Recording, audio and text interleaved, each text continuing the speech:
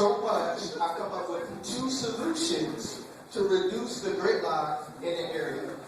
Now, for starters, if you can't even name 5 components under the hood, you shouldn't be able to get a driver's license.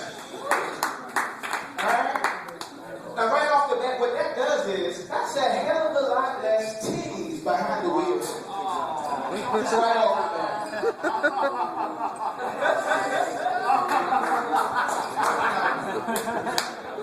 And secondly, I think that we need to promote more instances of suicide and abortion.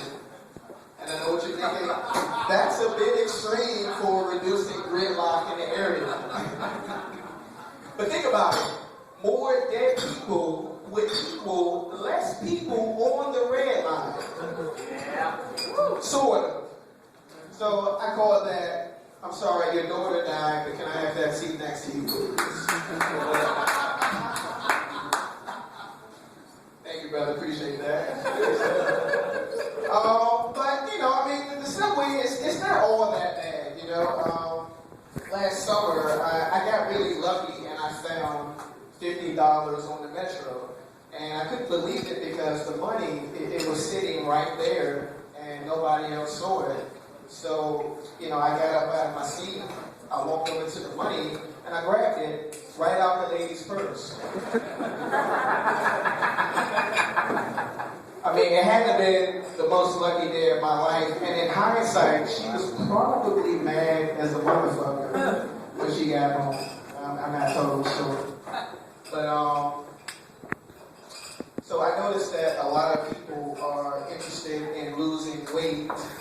And I feel that if you're single, I don't know, you should probably try to join a gym and work out after work.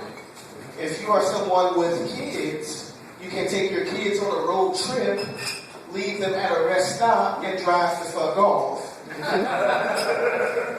Now that joke I like to call losing weight 50 and 75 pounds at a time.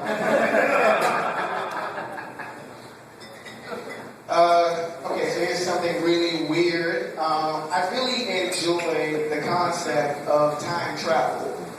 And if I could go back in time, I would rescue the Native Americans from Christopher Columbus. Thus, there is no Thanksgiving, which means one less holiday to spend with my shitty-ass parents. I thought I was funny when I wrote that. Perhaps it's not. All right.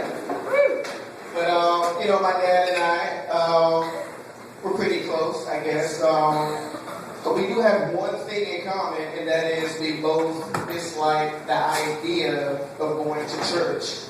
And it isn't necessarily to say that we're not influenced by Jesus Christ. It's just that we're more influenced by Jack Daniels. Yeah. So like father, like son. Really doesn't fall far from the tree after all, I suppose. But I didn't really hear anybody talk about religion tonight. This is where I come in. I think that with most religions, they're kind of wild. Like, for example, we have a religion that stipulates that if you're a guy and you die as a martyr, you'll be granted 72 virgins. That's a bit vague. Are we talking about 72 women? Or are we talking about 72 third graders? Or are we talking about 72 bottles of olive oil? Again, I need more clarity on that. It's a little abstract for me. And I would definitely get out of here on this last thing. I think growing up, my mom was pretty cool. She is not here. That's probably a good thing. Growing up, she always had a message for me. And that message was that a man should never hit a woman. And she would say some shit like, you know, Daryl, for as long as I live, I don't want to ever see or hear about you putting your hands on a woman. And I think that's interesting because when she dies, I'm going to kick the shit out of her.